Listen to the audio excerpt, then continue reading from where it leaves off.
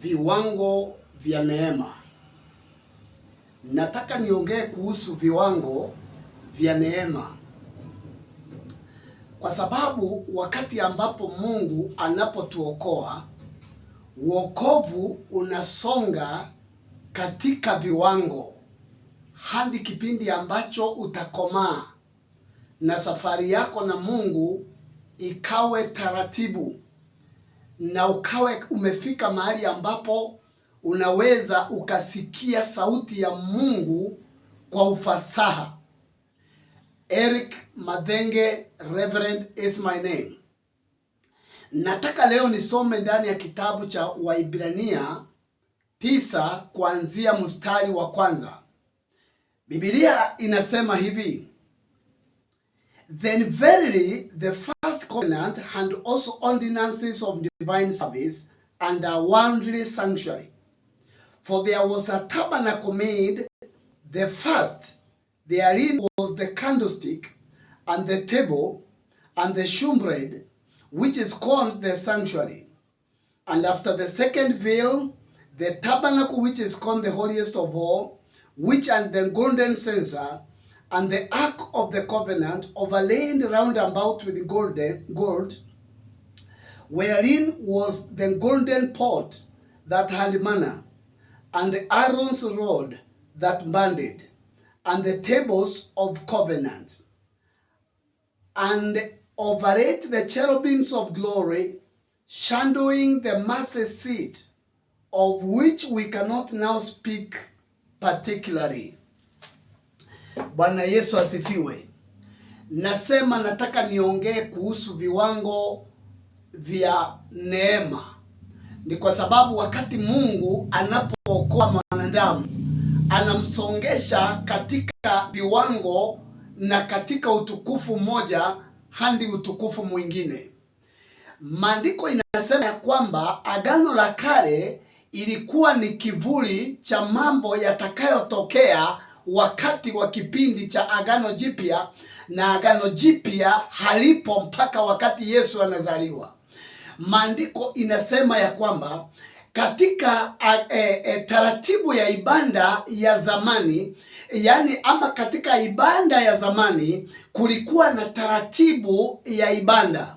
Mahali ambapo kwenye jangwa, maandiko inasema kulikuwa na hema la kukutania, na tunaelewa ya kwamba jangwani Musa alitembea akiwa na lile hema la kukutania, na wakati wowote Mungu alipokuwa anataka kuzungumza na wana wa Israeli, alikuwa anashuka na wingu juu ya hema la kukutania. Hapo ndipo Musa alikuwa anaingia anazungumza na Mungu macho kwa macho. Na wakati ambapo wingu lilikuwa linaamka likisafiri, hapo ndipo Waisraeli nao walikuwa wanatembea wakiwa wanafuata lile wingu, ambalo usiku lilikuwa ni kikingi cha moto, lakini mchana lilikuwa ni wingu. Maandiko inatuambia ya kwamba baadhi ya taratibu za ibada katika lile hema la kukutania, ila ni vyema ni kufundisha ya kwamba lile hema lilikuwa na sehemu. Sehemu ya kwanza ilikuwa panaitwa mahali patakatifu, na mahali patakatifu palikuwa na vitu ambavyo nataka nikuonyeshe ya kwamba pale nje, kabla hujaingia katika pahali patakatifu, ndipo kulikuwa na madhabahu ambao vifugo ama wanyama walikuwa wanachinjwa, na baada ya kuchinjwa ndiposa ulikuwa unaingia mahali patakatifu, mahali ambapo ulikuwa unakuta pamewekwa meza.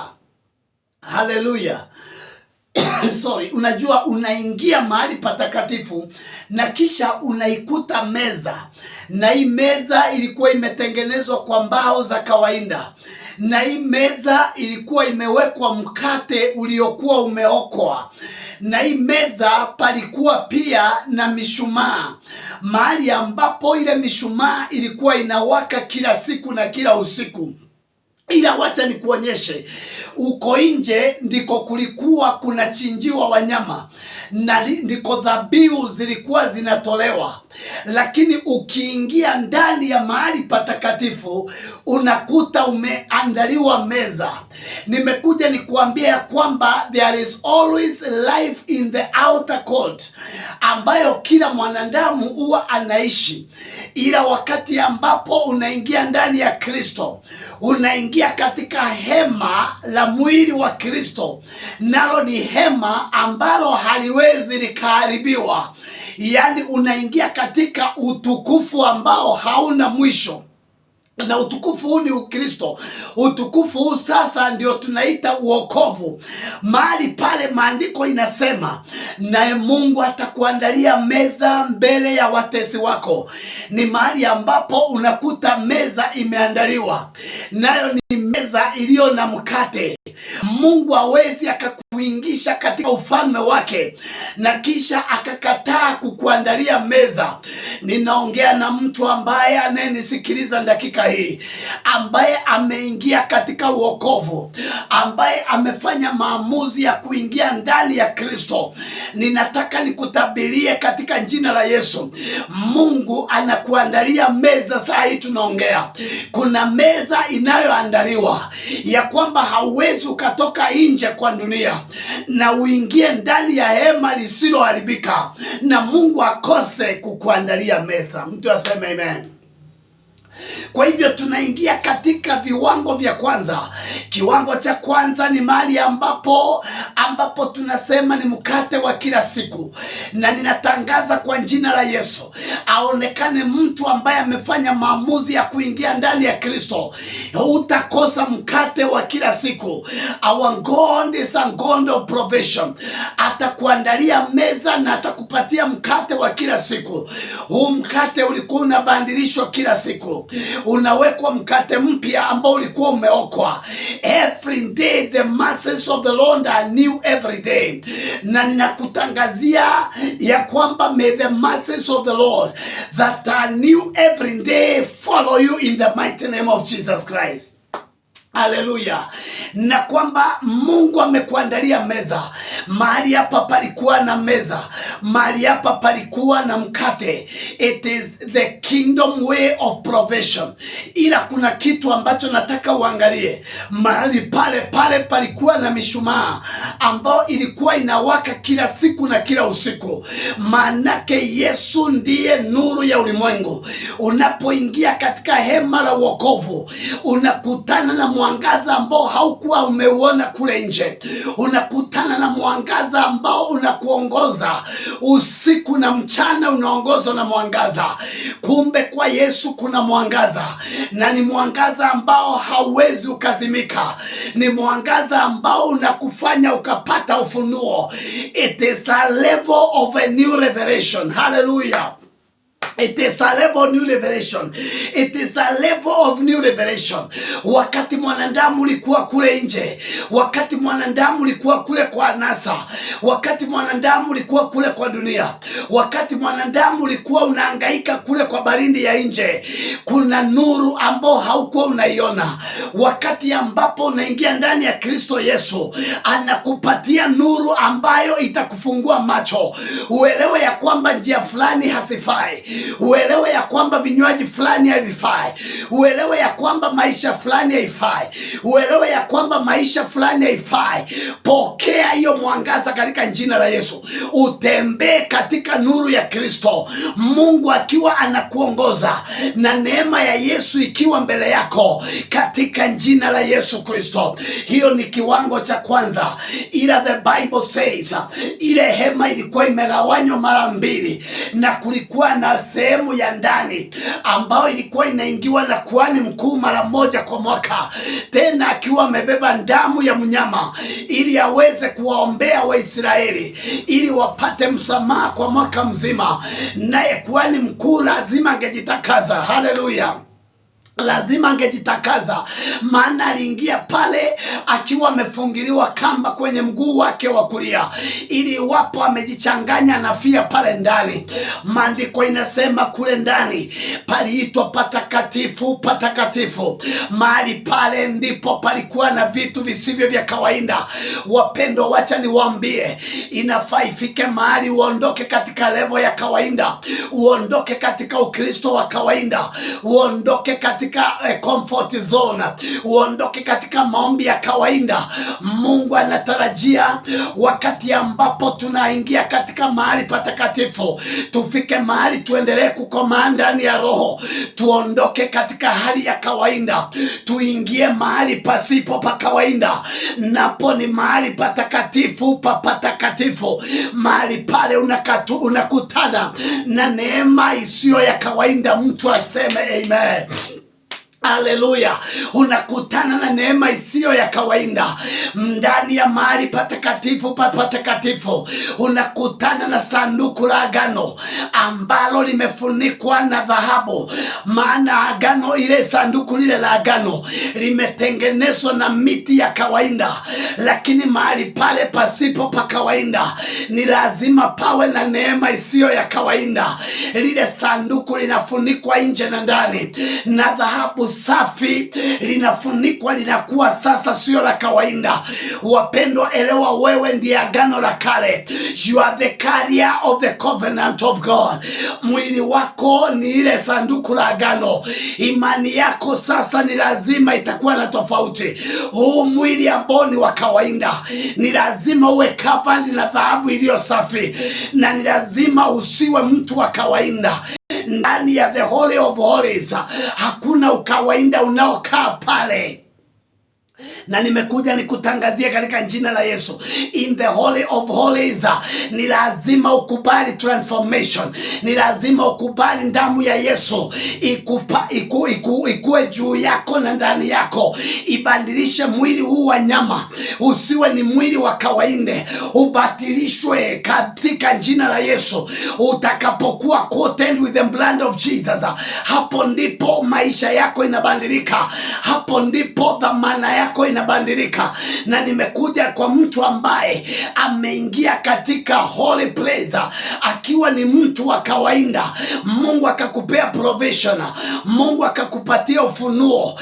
Leo hii unaingia katika kiwango cha neema nyingine, in the Holy of Holies. Natangaza damu ya Yesu ibadilishe mwili huu wako wa kawaida, upewe udhamana kama ule wa dhahabu, ili usitembee kama watu wa kawaida, ili usiombe kama watu wa kawaida, ili usifanye unduma kama watu wa kawaida. When the value increases, even you attract different kind of people, you attract a different kind of grace.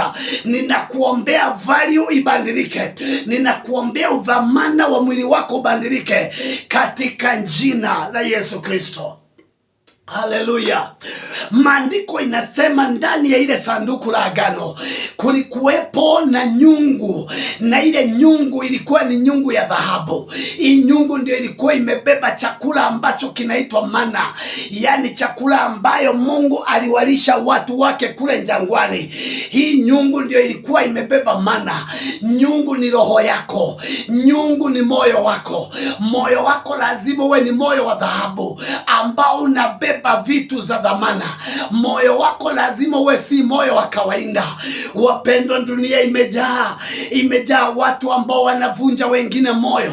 Ni lazima moyo wako ukawe wa dhahabu. Hii dunia imejaa watu ambao hawana shukurani, watu ambao unasimama nao lakini baadaye wanakuvunja moyo. Lazima moyo wako usiwe wa kawaida. Hii dunia imebeba watu ambao hawakumbuki mema ambao unawafanyia. Lazima moyo wako ukawa wa kawaida. Hii dunia imejaa watu ambao hawatambui miujiza ya Yesu, wanatambua shetani kuliko Yesu. Lazima uwe na moyo wa dhahabu. Ninakuombea katika jina la Yesu, ukiwa na moyo wa udongo katika dunia, huduma hautaifanya ipasavyo. Ukiwa na moyo wa udongo, hakuna mahali unaenda. Haleluya. Ni lazima ukawe na moyo wa dhahabu, moyo ambao unaweza ukavumilia moto, moyo ambao unaweza ukavumilia vumbi, moyo ambao unaweza ukashikilia vitu vya dhamana. Baadhi yenu Mungu anaweza akawatumia, ila akiangalia mioyo yenu ni ile ya kawaida. Akiangalia moyo wako ni ule wa udongo, moyo wa kuvunjika vunjika haraka iwezekanavyo. Lakini Mungu anataka in the Holy of Holies ukawe na moyo ambao ni wa dhahabu, moyo ambao sio wa kuvunjika. Ninakuombea in the new grace, receive a golden heart in the mighty name of the living God. Somebody say amen. Haleluya. Ndani ya ule moyo palikuwa na ile chakula ya malaika ambao Mungu alilisha wanadamu kwa mara ya kwanza. Haijaonekana Mungu akilisha watu chakula cha malaika, lakini nao hii ni provision isiyo ya kawaida.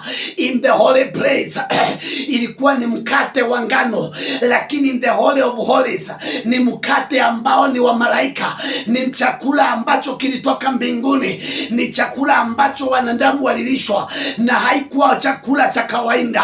Nimekuombea katika jina la Yesu, unapoingia katika neema ya kawaida, neema isiyo ya kawaida in the Holy of Holies, God is releasing supernatural provision. Yani provision isiyo ya kawaida, provision ambayo sio ile watu wamezoea.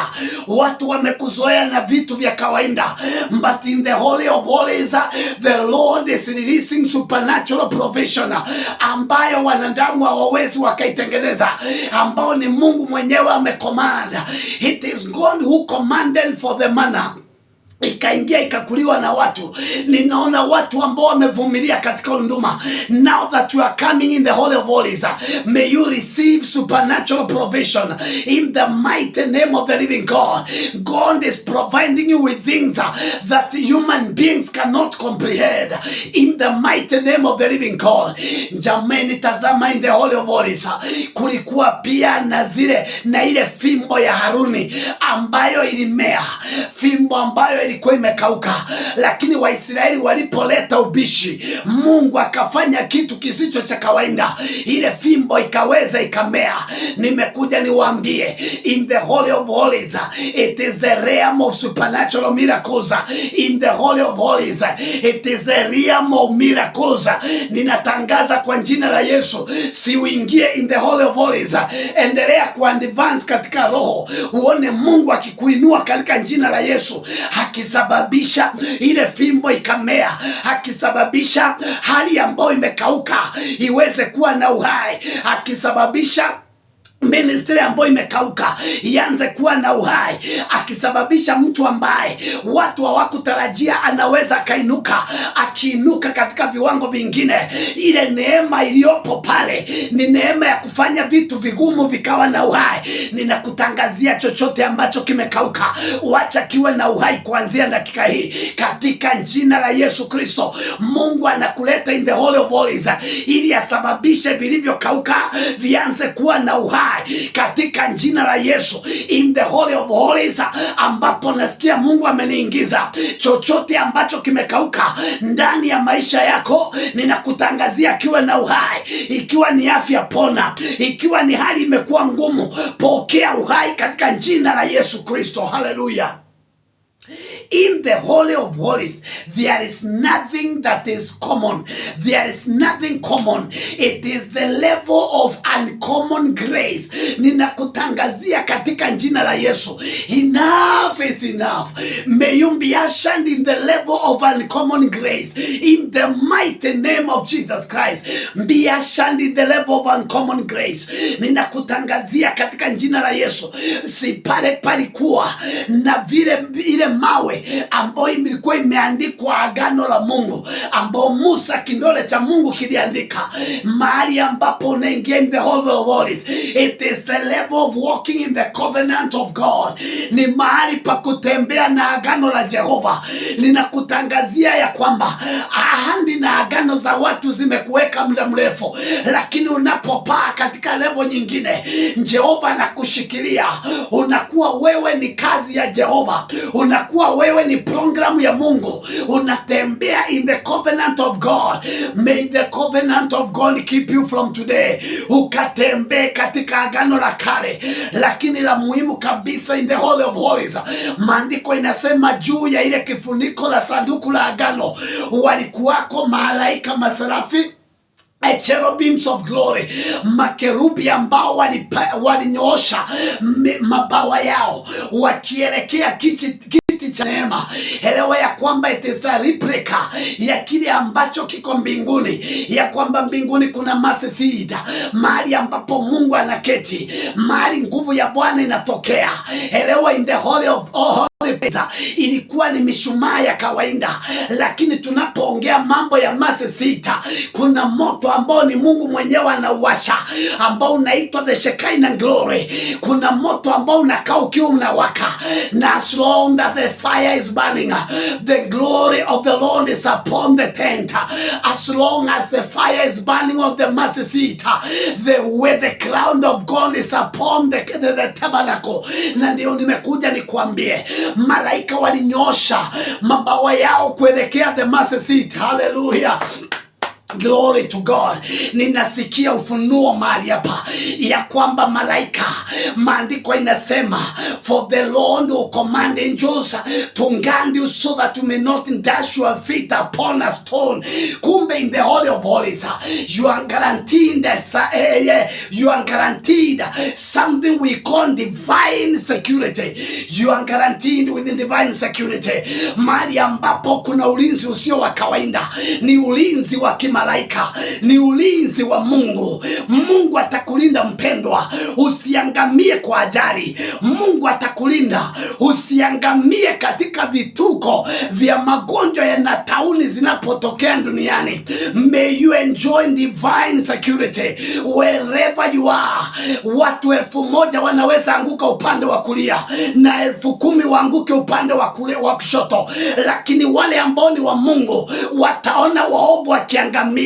May you enjoy divine security from today in the mighty name of Jesus Christ. Hallelujah. Maandiko inasema na pale palikuwa na mercy seat. Ile mercy seat palikuwa na moto ambao ndio unaitwa Shekinah glory. Ninataka nikukumbushe ya kwamba na siku ya Pentekoste, wakati walikuwa wametulia wakingojea agano la ahadi ya Bwana, maandiko inasema palitokea mvumo wa upepo ambao it was a mighty rushing wind, na juu ya watu wale, juu ya mitume waliokuwa ndani ya nyumba, vikaonekana vimuli vya moto ambavyo vilikuwa vimesimama juu ya vichwa, na wakaongea kwa lugha mpya. Yani kuna moto, tongues of fire. It represented the restoration of the Shekinah glory in the new dispensation.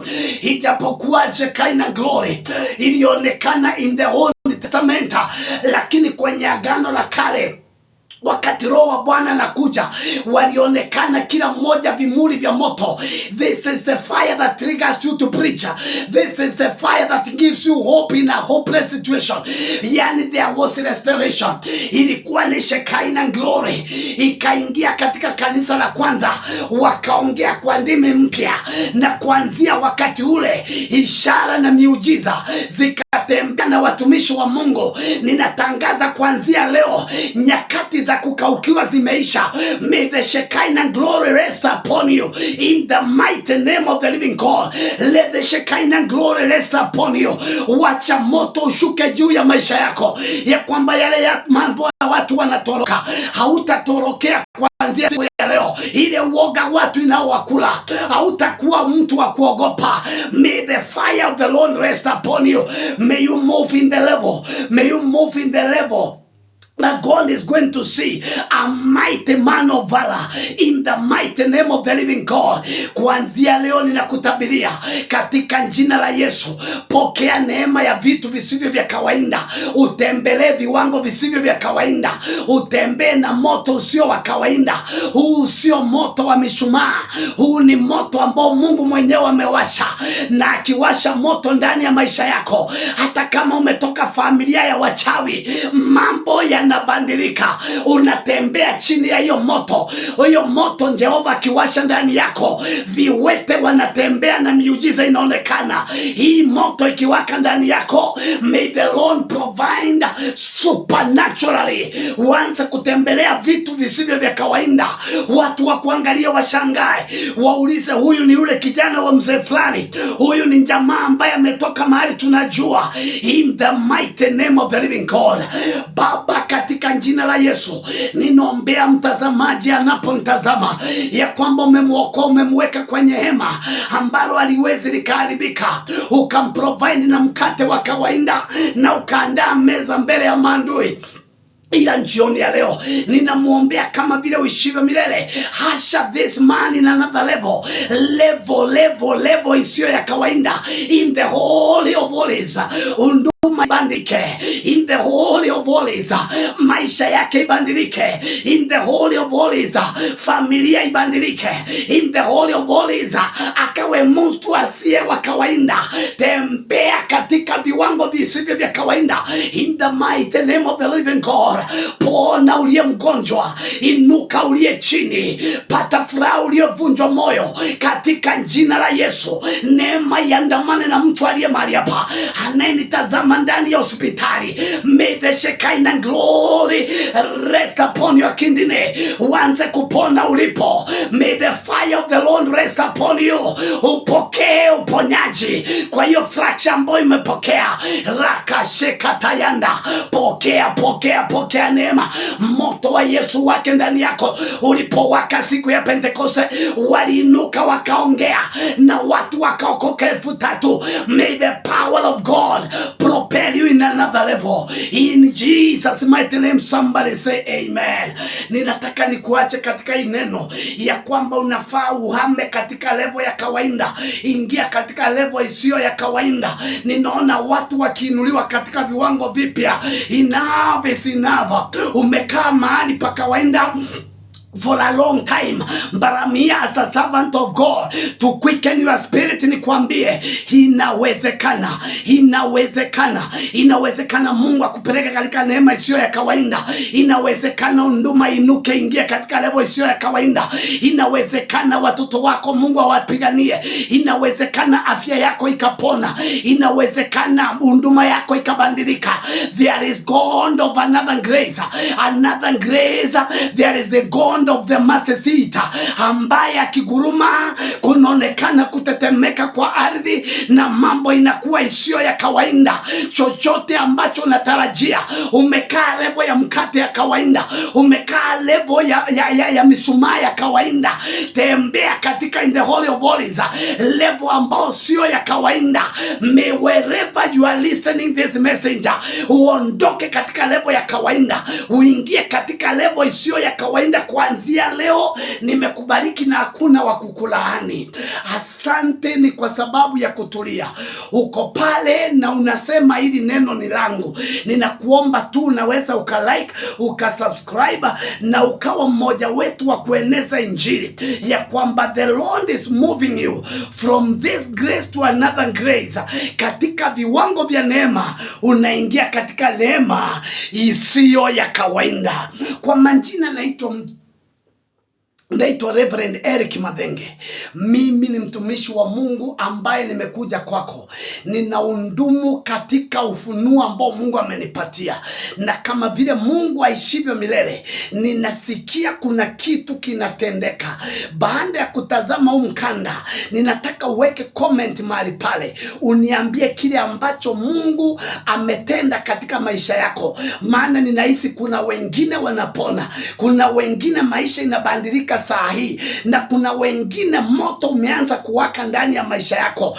This is the doing of the Lord. Imeanza na itakoma. Hakuna uchawi, hakuna silaha imetengenezwa kinyume na wewe inaweza ikafaulu. Viwango vya neema, unaingia katika neema isiyo ya kawaida. In Jesus name, can somebody type amen? Type amen in